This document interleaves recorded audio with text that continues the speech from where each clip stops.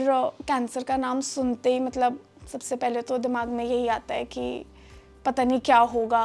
मतलब उस टाइम मुझे ऐसा लग रहा था कि सब मुझसे झूठ बोल रहे हैं, कि मुझे किसी की बात पे ना भरोसा नहीं हो रहा था, क्योंकि एक तो मुझे बताया भी बाद में, तो मुझे सब लग रहा था कि सब मुझसे छुपा रहे हैं।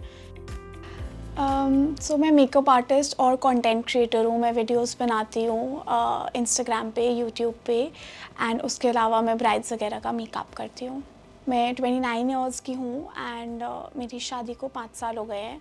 जनरली बताऊँ, प्रॉब्लम नहीं हुई है, कभी कोई इंजेक्शन नहीं लगा, कभी कोई ड्रिप नहीं चढ़ी। इनफैक्ट मुझे 12th क्लास तक ना मेडिसिन खानी, टैबलेट खानी भी नहीं आती थी। पापा मुझे ज़बरदस्ती खिलाते थे, मुंह में ऐसे ज़बरदस्ती डालते थे। 12th क्लास के बाद मैंने टैबलेट खानी सीखी है। तो 2021 वैसे जनरली पूरा साल ठीक गया। मेकअप वगैरह धीरे धीरे पिकअप होने लगा। जैसे मैंने बताया कि मेरा मेकअप घूम गया था सारा, वापस सब बनाया, सब मेहनत की फिर से। ऑलरेडी दिल्ली में इतने मेकअप आर्टिस्ट्स हैं, तो सब वापस पिकअप हो रहा था। हम लोग दिसंबर में एक ट्रिप पे गए थे गोवा। उसके बाद आते ही शादियां थी काफ़ी, तो कुछ अराउंड 10-12 दिसंबर के आसपास से ना मेरा पेट फूलने लग गया, ब्लोटिंग होने लग गई मुझे बहुत ज़्यादा। तो पहले तो लगा नॉर्मल ही है, क्योंकि ऐसा नहीं है कि कोई मैं बहुत जिम रोज़ कर रही हूँ या हेल्दी खाना खा रही हूँ कि उसकी वजह से हो रहा होगा। डॉक्टर को भी हमने 2-3 दिन तो खुद ही दवाई खाई, फिर नहीं ठीक हुई, ब्लोटिंग थोड़ी ज़्यादा हो रही थी, अनकम्फर्टेबल हो रहा था। तो डॉक्टर को हमने बताया कि ऐसे ऐसे घूमने गए थे शादियों में, तो उन्होंने भी बोला कि हाँ, उसी की वजह से स्टमक इन्फेक्शन हो गया है और आप ये दवाइयाँ ले लो। दवाइयाँ कंटिन्यू करी, ठीक नहीं हो रहा था। मेरा वेट भी बहुत बढ़ गया, तो मेरे को ना साइकोलॉजिकली भी लगने लगा कि मेरे को भूख नहीं मतलब खाना नहीं है, भूख नहीं लग रही है। तो मेरे को लगा उसी वजह से मैं खा भी नहीं पा रही थी ज़्यादा खाना। तो क्योंकि मेरा एकदम से हफ्ते के अंदर 3 किलो वेट बढ़ गया था।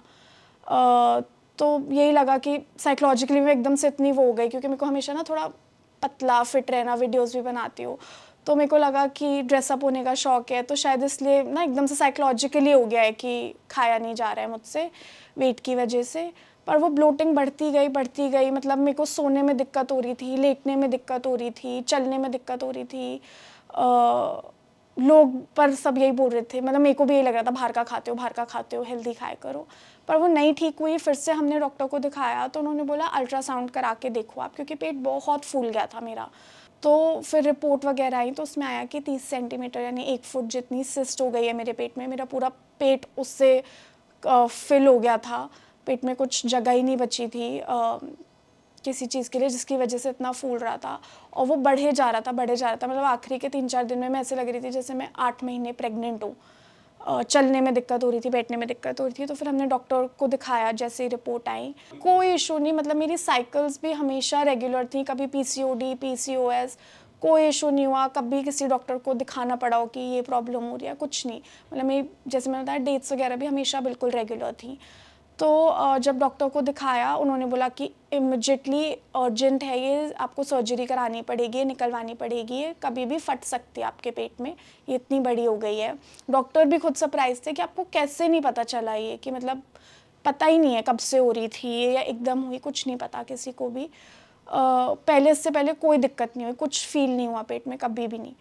तो सर्जरी ऐसे में 31 दिसंबर को एडमिट हुई हूँ। 31 दिसंबर 2021 को एडमिट हुई हूँ हॉस्पिटल में, और 1 जनवरी सुबह 2022 मेरी सर्जरी हुई। तो उस सर्जरी की रिपोर्ट में आया कि कैंसर है। फिर उसमें जब ये आया कि वो कैंसर है और ट्यूमर था उसमें, ओवेरियन कैंसर डिटेक्ट हुआ। पहले तो घर वालों ने बताया ही नहीं मुझे कि ऐसे ऐसे है, मतलब कोई बात ही नहीं करता था घर में, समझ ही नहीं आया किसी को क्या बोलें, क्या हो रहा है, क्या चल रहा है। फिर धीरे धीरे मेरे हस्बैंड ने मुझे बताया कि ऐसे ऐसे आया है, ये है। पहले स्टेज 1 आया था, जब डिटेक्ट हुआ था स्टेज 1 आया था। तो उन्होंने बोला, डॉक्टर ने बोला कि ऐसे ऐसे आया है, पर कोई घबराने की बात नहीं है।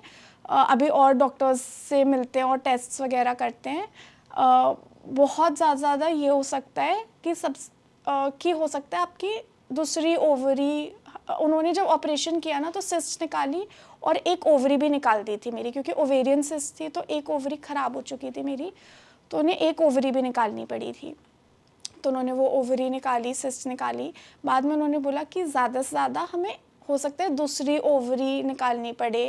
मतलब उस टाइम मुझे ऐसा लग रहा था कि सब मुझसे झूठ बोल रहे हैं, कि मुझे किसी की बात पे ना भरोसा नहीं हो रहा था, क्योंकि एक तो मुझे बताया भी बाद में, तो मुझे सब लग रहा था कि सब मुझसे छुपा रहे हैं, कि झूठ बोल रहे हैं कि स्टेज 1 है या कोई घबराने की बात नहीं है या क्या है। फिर धीरे धीरे पहले मुझे डॉक्टर के पास भी नहीं ले जा रहे थे कि डॉक्टर कैसे क्या बोलें, कुछ डॉक्टर्स ने अच्छा नहीं भी बोला, कुछ ने कैसे बोला। फिर धीरे धीरे मेरे हस्बैंड ने ही बोला कि नहीं हम डॉक्टर के पास चलते हैं, खुद सुनो खुद देखो कि इतनी घबराने की बात नहीं है, जो है सब हैंडल करेंगे। मेरी फैमिली, हस्बैंड, इन लॉज सब ने बहुत सपोर्ट किया। तो पर सबसे पहले यही आता है ना कि ओवरी और यूट्रस निकल गया तो बच्चा नहीं हो सकता बाप का। तो इस वजह से ओवेरियन कैंसर सुनते ही, और उसके अलावा कीमो वगैरह भी जब होती है तो उसमें चांस होता है कि आप ओवरी यूट्रस नहीं भी निकले पर आप फिर आगे कभी कंसीव नहीं कर पाओगे। कुछ भी हम चलाते थे नॉर्मल कि अच्छा कोई सस्पेंस की सीरीज़ है, कॉमेडी सीरीज़ है, ये देख लेते हैं टाइम पास हो जाएगा, और उसमें कहीं ना कोई कैरेक्टर निकल आता था जिसको कैंसर है और वो मर गया। मतलब कभी ये भी दिखाना चाहिए मूवी में कि कैंसर है और वो ठीक हो गया। रिपोर्ट अच्छी आती थी तो सही लगता था कि सब ठीक है। ऐसे मेरी लास्ट टेस्टिंग हुई थी नवंबर में, फिर से दिसंबर में जाके 10-12 दिसंबर के आसपास ही मेरे फिर से पेट में दर्द होने लग गया। पता गया तो उन्होंने फिर और टेस्ट्स कराए मेरे, तो उन टेस्ट में फिर से आया कि मुझे फिर से कैंसर है, कि इस बारी स्टेज 3 है। पहली बार स्टेज 1 था, इस बारी मतलब वो स्टेज 3 भी नहीं लिखा था, वो लिखा तो ये था, एक टर्म होती है मेटास्टेसिस, जिसका मतलब होता है कि वो एक जगह से दूसरी जगह फैल गया है। तो फिर ऑपरेशन वगैरह हुआ, धीरे धीरे रिकवर किया। 10 दिन ही हुए थे ऑपरेशन को। इतना वो सिवियर ऑपरेशन था मेरे पेट के लिए कि 10 दिन के अंदर ही फिर से मुझे इतनी वॉमिटिंग, इतना कुछ खाना डाइजेस्ट नहीं हो रहा था, कुछ पानी, एक घूंट पानी भी नहीं डाइजेस्ट हो रहा था, कि मतलब फिर से मैं 5 दिन के लिए एडमिट हुई हूँ हॉस्पिटल में, जिसमें 4 दिन कुछ खाने को उन्होंने नहीं दिया, कि एक घूंट पानी भी लेती थी वॉमिट हो जाता था। और 149 स्टिचेस आए थे मेरे पेट और पैर पे मिला के, तो तब तक वो स्टिचेस भी नहीं कटे थे, तो उसकी वजह से ना सब स्टिचेस खुलने लग गए, ब्लीडिंग होने लग गई उससे, क्योंकि वॉमिट करने में सब खिंच रहा था पेट वगैरह। फिर जैसे जैसे करके वो सब ठीक हुआ। फिर डॉक्टर्स वगैरह से आगे मिले तो सब डॉक्टर्स ने ही बोला कि अब इस बार तो कीमो कराना पड़ेगा। तो अब कीमो हो गया है मेरा चालू, कि मेरा ना जो काम है उसने मुझे बहुत पॉजिटिव रखा है, क्योंकि या तो मैं अपना इस तरफ दिमाग चला सकती हूँ कि मेरे साथ क्या हो रहा है, मेरे साथ ऐसे क्यों हो रहा है, या मैं अपना काम में दिमाग चला सकती हूँ। तो मैंने ना अपना काम नहीं छोड़ा, मैं अपना मतलब जब ऑपरेशन हुआ ये सब चल रहा था उसमें भी ना मैं काम करती रही, अपना जितना मुझसे हो रहा था, अपना स्टोरीज़ डालना, वीडियोज़ डालना। मैं बस ये बोलूँगी कि लोगों को अपनी हेल्थ का बहुत मतलब हेल्थ चेकअप ज़रूर कराने चाहिए। जैसे मैंने बोला कि मैंने कभी कोई चेकअप नहीं कराया क्योंकि मुझे कोई ज़रूरत नहीं पड़ी, बट आपको ये नहीं सोचना चाहिए। मतलब एक चीज़ जो मैं सिर्फ एक चीज़ जो मैं रिग्रेट करती हूँ, मुझे और किसी चीज़ का कोई रिग्रेट नहीं है, कि हम लोगों को ना एनुअल चेकअप्स या 6 मंथली चेकअप्स, आपको कोई प्रॉब्लम नहीं है तो भी ज़रूर अपने चेकअप्स कराओ। आपको लग रहा होगा आप बिल्कुल ठीक हो, बट यू डोंट नो क्या है, तो बेटर आप चेकअप करा लो, सब अच्छा ही होगा।